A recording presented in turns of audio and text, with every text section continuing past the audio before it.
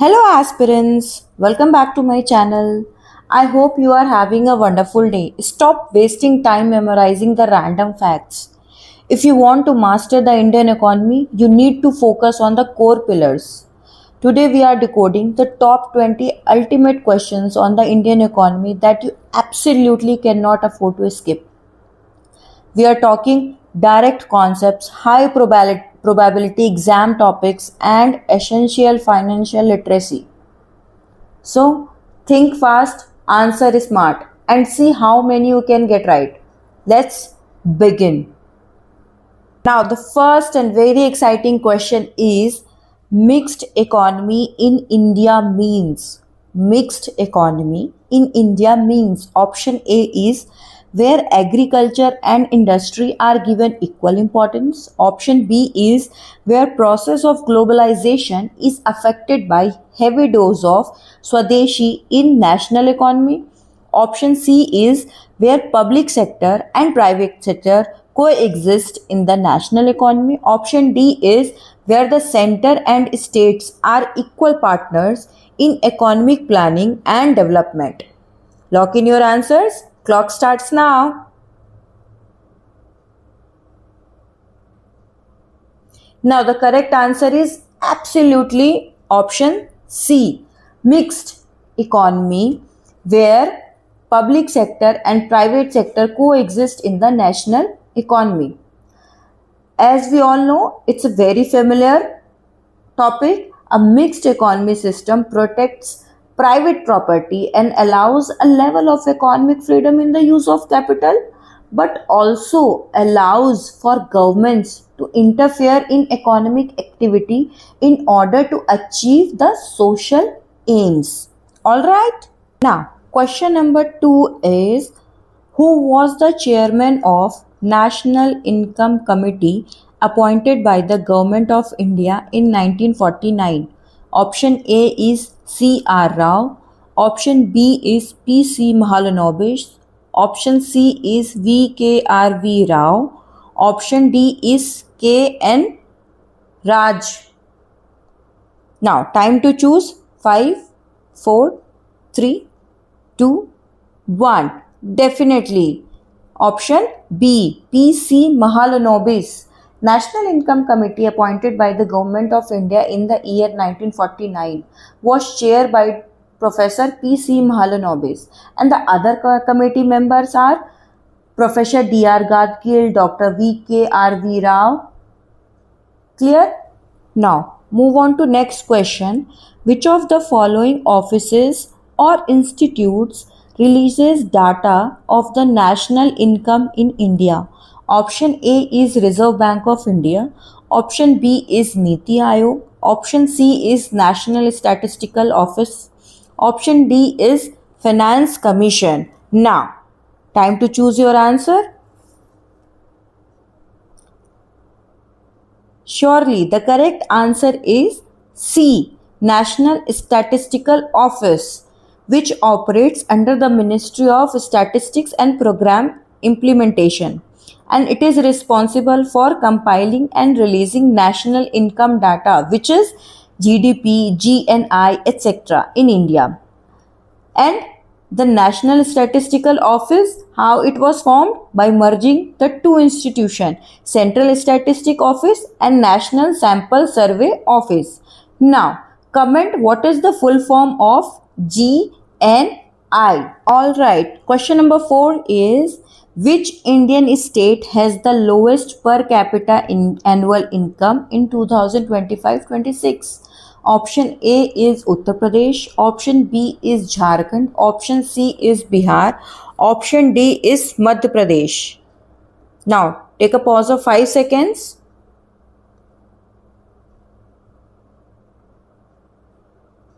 Got it. According to official economic reports and state macroeconomic indices for the 2025-26 period, Bihar continues to record the lowest per capita annual income among all Indian states. Why it is? Because this is the primarily attributed to high population density and lower industrialization. Okay. Question number 5 is which of the following is the nodal institution for implementation of Sustainable Development Goals in India? Option A is Central Information Commission. Option B is Disinvestment Commission. Option C is Niti Aayog. Option D is Finance Commission. Time to make your 5 seconds move.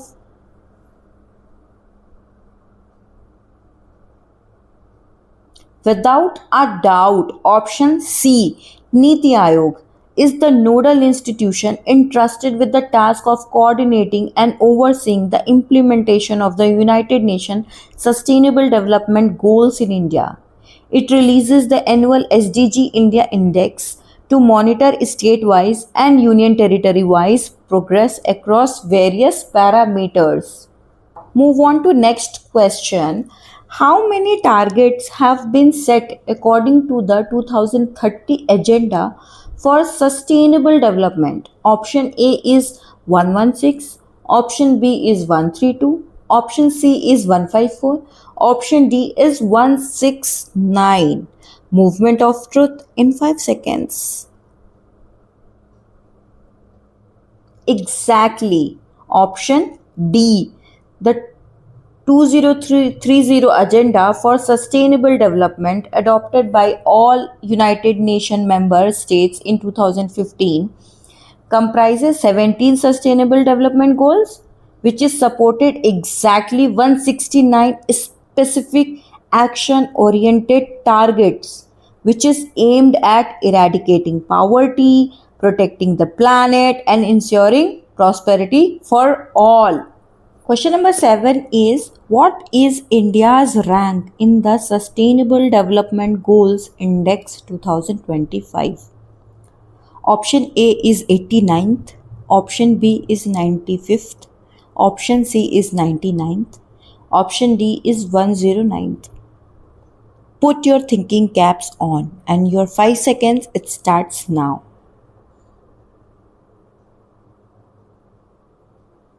Undoubtedly, option C, 99th. In the Global Sustainable Development Report released for 2025, India secured the 99th position. Now, comment what is India's score in the Sustainable Development Goal Index 2025. Question number 8 is, increasing investment in human capital leads to. Option A is proper use of resources. Option B is increase in productivity. Option C is skill development. Option D is all of the above. No pressure. Just a bit of fun. Just enjoy. Now, the correct answer is absolutely all of the above. Human capital refers to the knowledge, skill, health, and values embedded in people. Enhancing investment in human capital through education and healthcare directly drives individual skill development, maximize the efficient use of physical and natural resources, and significantly boost overall labor productivity. All right? Now, question number 9 is, inclusive growth is not expected to increase from which one of the following? Is not expected to increase from which one of the following? About inclusive growth. Option A is high growth rate of national income. Option B is rural development. Option C is agriculture development. Option D is adequate credit to farmers. Pause the video right here and read the option carefully and drop your answer in the comments.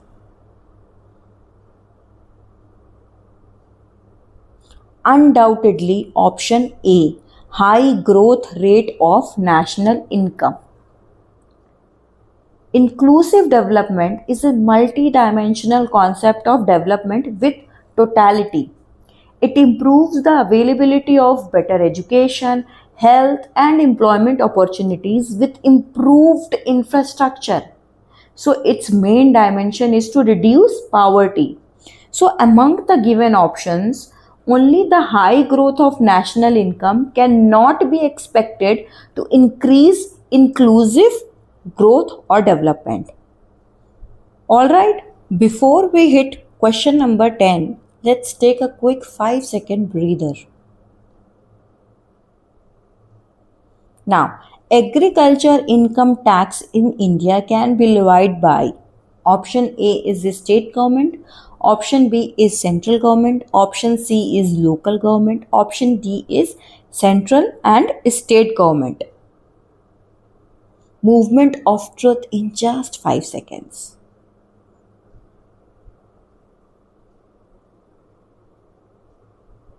Most certainly option A, state government. Under Article 246 of the Indian Constitution, the authority to levy taxes on agricultural income falls strictly within the jurisdiction of the state government, which is specified under entry 46 of list 2 in the 7th schedule. Alright. Question number 11 is, which of the following is not an objective of National Food Security Mission? Option A is distribution of high yielding variety seeds. Option B is demonstration of improved production technology. Option C is strengthening credit facilities. Option D is popularizing newly released variety of crops. Now, lock in your answer and clock starts now.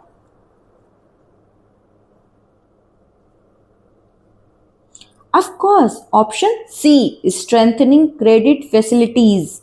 The National Food Security Mission was launched in October 2007, and the main objective of these missions are to increase production of rice, wheat, pulses and coarse cereals through area expansion and productivity, restoring soil productivity, fertility at individual farm level, and enhance farm profits to restore confidence among farmers, and distribution of high yielding varieties of seeds, demonstration of improved production technology, popularizing newly released variety of cards are parts of National Food Security Mission objective. Clear? But strengthening credit facility is not an objective of National Food Security Mission. Alright? Simple question, yet tricky question. Under which law the State Food Commission is established? Option A is National Food Security Act 2013. Option B is National Food Security Act 2019. Option C is National Food Security Act 2020. Option D is none of the above. Read the option very carefully. Now the correct answer is option A. The State Food Commission is established in accordance with Chapter 7, Section 16 of the National Food Security Act 2013. It is a statutory body which is mandated to monitor and evaluate the implementation of the Act and violation of food entitlements and handle grievance redressal mechanism. Okay? Now this is a very important question. What is the new base year of the Consumer Price Index? What is the new base year of the Consumer Price Index? Option A is 2011, option B is 2012, option C is 2023, option D is 2024. Put your thinking caps on and trust me, your 5 seconds just starts now to lock your answer. Now the correct answer is option D, 2024. Now comment what was the old base year of the Consumer Price Index. Number 14 is, what does the Consumer Price Index measure? Option A, changes in wholesale prices of goods. Option B, changes in retail prices paid by consumer. Option C, industrial production growth. Option D, national income growth.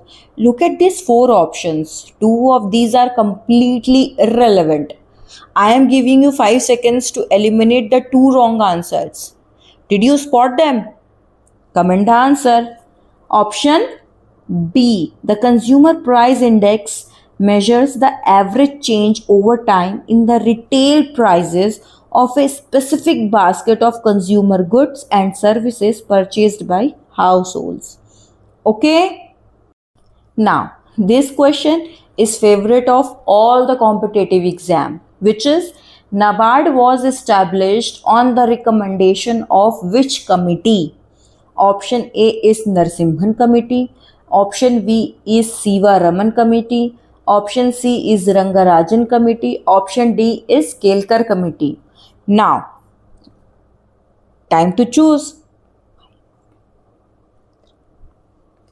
1. The correct answer is Shiva Raman Committee. Yes, the National Bank for Agriculture and Rural Development NABARD was established on July 12, 1982 under the NABARD Act 1981 based on the recommendation of the committee to review arrangements for institutional credit for agricultural and rural development, which was chaired by Shri B. Shiva Raman. Okay. Question number 16 is, consider the following statements. First, Pradhan Mantri Fasal Bima Yojana is a centrally sponsored scheme.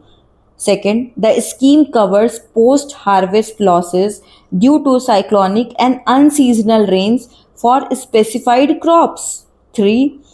Pradhan Mantri Fasal Bima Yojana provides compensation for losses arising solely for market price crashes. Which of the given statement are correct? Option A is 1 and 2 only. Option B is 2 and 3 only. Option C is 1 and 3 only. Option D is all of the above. This is very important question. Read the statements carefully. Now, the correct answer is absolutely 1 and 2 statements are correct. Why third are wrong? Because this is not solely made for market prices, right? No, financial fluctuation or market price crashes are not covered. Question number 17 is, who was the person not associated with the Green Revolution when it started in India? Option A is M.S. Swaminathan. Option B is C. Subramaniam. Option C is Indira Gandhi. Option D is Rafi Ahmed Kidwai. Now, lock in your answer and your clock starts now.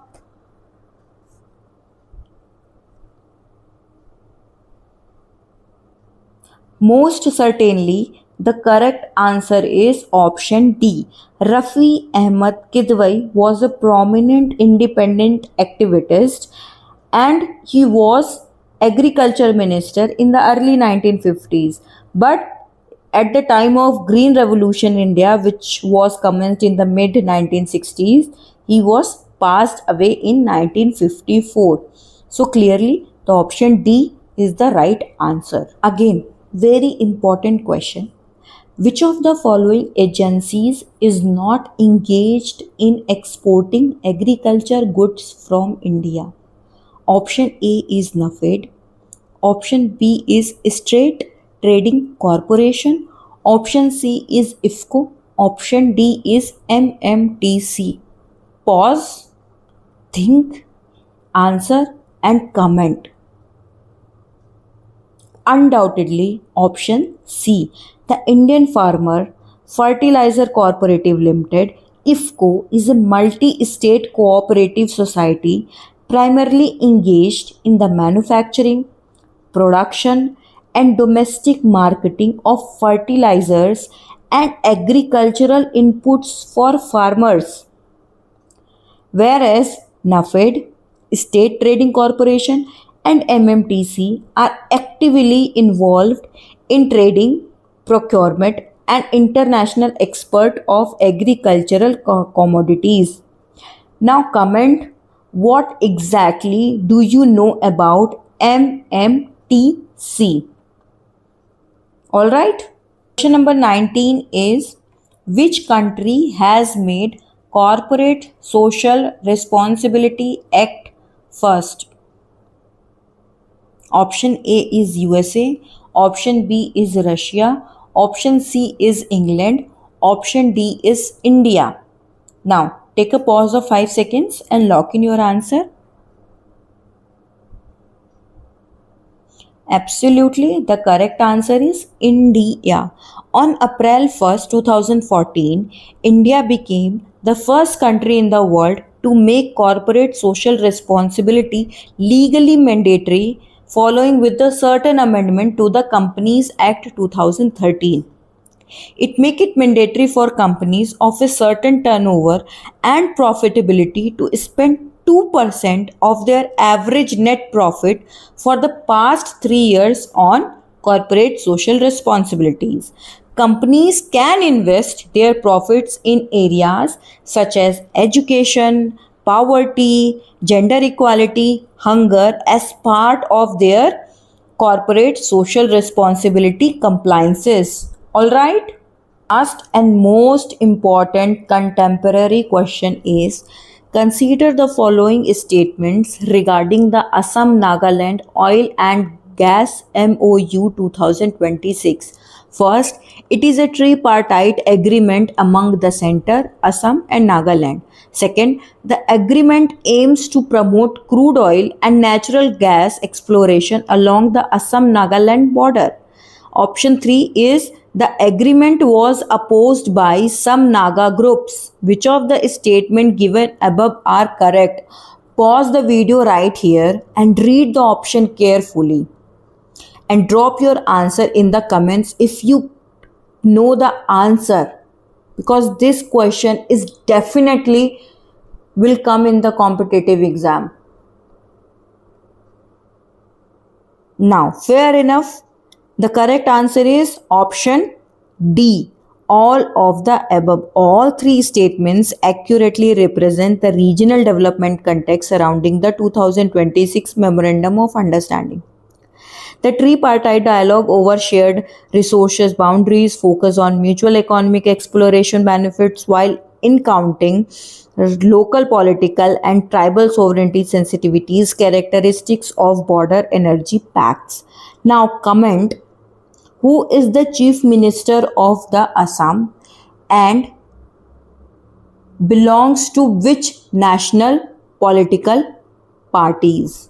Thank you, aspirants. That's 20 massive economy concepts checked off your list. If this video saved your hours of textbook reading, hit that like button right now. To keep testing your knowledge, visit on the channel where you will find precisely subject-wise polity, history, geography MCQ challenge that will definitely level up of your concept. Subscribe to the channel and drop your score in the comments, and I'll see you over in the next video. Until then, keep studying. Bye bye.